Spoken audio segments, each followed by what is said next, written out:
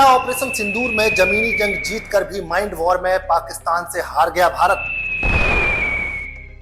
क्या सैन्य सफलता के बाद भी प्रचार युद्ध में चूक गई भारत सरकार? क्या भारत अपनी ही जीत दुनिया को नहीं दिखा सका? क्या भारत की सबसे सटीक सैन्य कार्रवाई के बाद भी पाकिस्तान की झूठ की फैक्ट्री बाजी मार ले गई? और क्या विपक्ष पाकिस्तान के प्रोपेगेंडा का मोहरा बन गया? जमीनी जंग जीत ली, आतंकी ठिकाने तबाह कर दिए, दुश्मन को घुटनों पर लाकर खड़ा कर दिया, लेकिन फिर भी एक सवाल पूरे जोर से उठता है, क्या हम युद्ध जीतकर भी नैरेटिव हार गए? 7, 9 और 10 मई को भारत ने पाकिस्तान के कई आतंकी अड्डों और एयरबेस पर प्रिसीजन स्ट्राइक की। ऑपरेशन सिंदूर भारत की सैन्य ताकत और रणनीतिक सोच का सटीक उदाहरण था, लेकिन जैसे ही धुआं छटा, एक और जंग शुरू हो गई, प्रचार की जंग, प्रोपेगेंडा वॉर। और इस जंग में पाकिस्तान ने झूठ के गोले दागे, वीडियो गेम की फुटेज दिखाई, पुराने दंगों की तस्वीर चलाई और दुनिया को यकीन दिला दिया कि उसने भारत को पछाड़ दिया है। सबसे बड़ा झटका यह था कि इस झूठ के मायाजाल में भारत का विपक्ष भी उलझता गया। जहां भारत में राजनीतिक दल सरकार से राफेल गिरने की गिनती पूछ रहे थे, वहीं पाकिस्तान अपनी जनता को जश्न में नचा रहा था। वास्तविकता से परे लेकिन नैरेटिव में आगे। सवाल ये नहीं कि युद्ध कौन जीता, सवाल ये है कि दुनिया को हमारी जीत दिखी क्यों नहीं और पाकिस्तान की हार एक जीत के रूप में क्यों बिक गई। आइए समझते हैं कि झूठ के इस सुनियोजित हमले में भारत कैसे पिछड़ गया। 7 मई 2025 भारत ने पीओके और पाकिस्तान के भीतर 9 आतंकी ठिकानों को चुन चुन कर निशाना बनाया। ऑपरेशन सिंदूर एक मिसाइल स्ट्राइक नहीं, बल्कि संदेश था कि आतंक का ठिकाना अब कहीं भी सुरक्षित नहीं। विदेश सचिव विक्रम मिश्री और रक्षा मंत्रालय ने सैटेलाइट तस्वीरों के साथ दुनिया को दिखा दिया, हमने जो कहा वो किया। लेकिन भारत एक जिम्मेदार शक्ति की तरह चुप रहा, संयम दिखाया और दुनिया को पहले समझाने में लगा रहा। इधर पाकिस्तान जो जमीनी जंग में हार चुका था, वो नैरेटिव की जंग में झूठ की मिसाइलें छोड़ने लगा। 5 रफाल गिरा दिए, भारतीय सैनिक पकड़े गए, श्रीनगर एयरबेस पर हमला, सब झूठ, लेकिन इतनी बार दोहराए गए कि कुछ लोगों को सच लगने लगे। चीन के ग्लोबल टाइम्स, सिन्हुआ और तुर्की के टीआरटी वर्ल्ड ने पाकिस्तानी झूठ को इंटरनेशनल ब्रॉडकास्ट बना दिया। कुछ पश्चिमी मीडिया हाउस भी बिना जांचे परखे इसी नैरेटिव को एम्पलीफाई करने लगे। भारत ने जरूर जवाब दिए, पीआईबी फैक्ट चेक आए, विदेश मंत्रालय ने बयान दिए, लेकिन सवाल यह है कि क्या हमने अपनी सच्चाई उतनी तेजी से दुनिया तक पहुंचाई जितनी पाकिस्तान ने अपने झूठ? क्या हमारी सैन्य और कूटनीतिक जीत दुनिया के सामने वैसी ही मुखर हो पाई जैसे पाकिस्तान की झूठी बड़ाई? यहीं से शुरू होता है असली विश्लेषण कि झूठ अगर तेज दौड़े और सच को चप्पल पहनने में ही वक्त लग जाए तो जंग का मैदान सिर्फ बारूद से नहीं, नैरेटिव से भी तय होता है। अब सुनिए पाकिस्तान की फर्जी जीत, झूठ में लिपटी एक साजिश की आगे की कहानी। दरअसल आईएसपीआर यानी पाकिस्तान की इंटर सर्विस पब्लिक रिलेशन ने सोशल मीडिया को एक युद्ध का मैदान बना दिया। भ्रामक वीडियो, एडिटेड तस्वीरें और बेतुके दावे। पाकिस्तानी रक्षा मंत्री ख्वाजा आसिफ हो या सूचना मंत्री अताउल्लाह तरार, दोनों ने बिना सबूत कहा भारतीय सैनिक पकड़े गए और जब सच सामने आया बात से मुकर गए। लेकिन तब तक बहुत देर हो चुकी थी। चीन और तुर्की की सरकारी मीडिया, सिन्हुआ, ग्लोबल टाइम्स और टीआरटी वर्ल्ड पाकिस्तानी झूठ को ग्लोबल सच बना चुकी थी। JF-17 ने भारत के S-400 सिस्टम को उड़ा दिया। ये झूठ भी इतना दोहराया गया कि पाकिस्तानियों ने जश्न मनाना शुरू कर दिया। योम तशक्कुर यानी झूठ की जीत का उत्सव। विडंबना देखिए, कई बार वीडियो गेम्स के फुटेज को भारतीय सैन्य ठिकानों पर हमलों के तौर पर परोसा गया, लेकिन पाकिस्तानी इसे सच मान बैठे और नाचने लगे। इधर भारत तथ्य के साथ, सैटेलाइट इमेज के साथ, पीआईबी फैक्ट चेक के जरिए झूठ का खंडन करता रहा, लेकिन एक दिक्कत रह गई, टाइमिंग। जब तक भारत जवाब देता, पाकिस्तान का झूठ वायरल हो चुका था। द डेली टेलीग्राफ जैसे एक फर्जी लेख को खारिज करने में भी देरी हुई, जिससे अंतर्राष्ट्रीय मीडिया में भारत की छवि को नुकसान पहुंचा। और सबसे चिंताजनक बात, भारत का कोई बड़ा सरकारी संस्थान या मीडिया हाउस इन दावों को तुरंत और तेजी से खारिज नहीं कर सका। प्रोपेगेंडा वार में पाकिस्तान तेज था, शातिर था और संगठित था।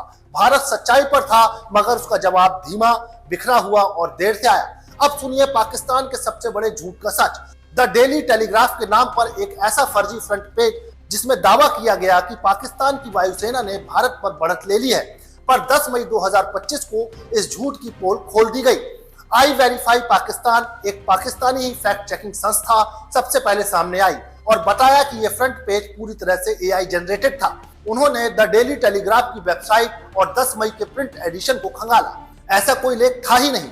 एआई डिटेक्शन टूल्स जैसे डी कॉपी एआई और अनडिटेक्टेबल एआई ने पुष्टि की कि ये इमेज 99.99% से 100% एआई द्वारा बनाई गई थी।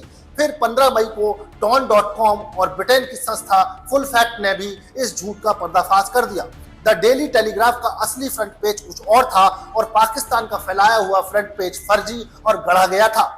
पर जब यह झूठ फैल रहा था तो भारत का जवाब धीमा, बिखरा और सोशल मीडिया से गायब था। पाकिस्तान की आईएसपीआर ने वीडियो गेम फुटेज, पुराने दंगे और 5 राफेल गिराने जैसे फर्जी दावों को वायरल बना दिया। लेकिन भारत का सूचना एवं प्रसारण मंत्रालय और दूसरे सरकारी विभाग इस डिजिटल युद्ध में सक्रिय और तेज नहीं दिखे। और इससे भी ज्यादा दुर्भाग्यपूर्ण, भारत के कुछ नेता जिन्हें दुश्मन के झूठ का विरोध करना चाहिए था, वो उस झूठ को ही एम्पलीफाई करने लगे।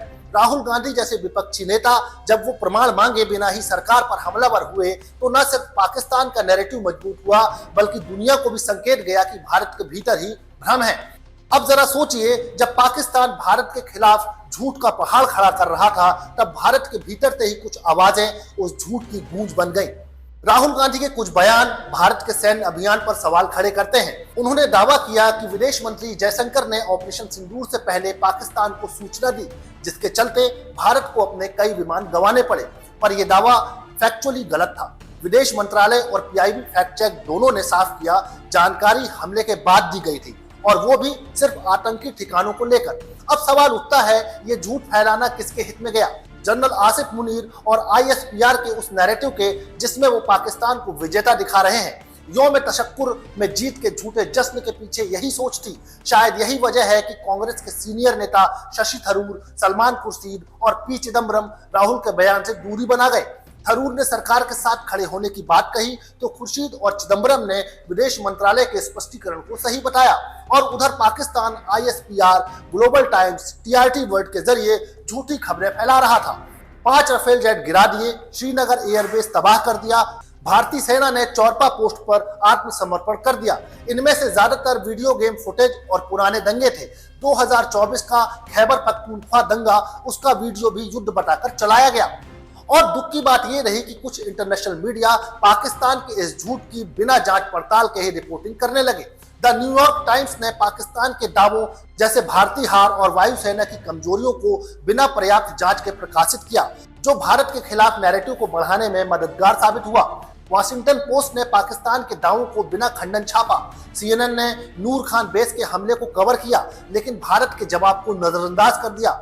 ले मोंडे और एनजेडजेड जैसे यूरोपीय आउटलेट्स ने भी भारत की सैन्य स्थिति को ओवर हाइप किया। तो क्या ये सब अनजाने में पाकिस्तान की आईएसपीआर की मदद नहीं कर रहे थे? क्या भारत अपने डिजिटल नैरेटिव को सही समय पर सामने नहीं ला सका? सवाल यह है कि क्या भारत ने जमीन पर युद्ध जीता लेकिन माइंड स्पेस में हार गया? क्या भारत अपनी कूटनीतिक और सैन्य सफलता को दुनिया को दिखाने में चूक गया? क्या विपक्ष की राजनीति और विदेशी मीडिया की लापरवाही ने भारत के खिलाफ एक झूठा नैरेटिव गढ़ने में पाकिस्तान की मदद कर दी? और क्या अब समय आ गया है कि भारत सिर्फ युद्ध नहीं बल्कि नैरेटिव वार में भी उतनी ही सख्ती से लड़े? ये वीडियो कोई निष्कर्ष नहीं सुनाता बल्कि सवाल उठाता है ताकि जवाब आप तलाशें, ताकि हम सब समझें कि आज के दौर में असली युद्ध सिर्फ बंदूक और बमों से नहीं बल्कि शब्दों, तस्वीरों और झूठ से भी लड़ा जाता है। और इस युद्ध में चुप रहना हार मानने जैसा है। अगर आपको ये वीडियो जानकारीपूर्ण लगा हो तो लाइक करें और अपने दोस्तों के साथ शेयर करें ताकि ये सच्चाई हर जगह पहुंचे। और ऐसे ही रिसर्च आधारित वीडियोस के लिए चैनल को सब्सक्राइब करें, क्योंकि सच सबसे बड़ी ताकत होती है। जय हिंद।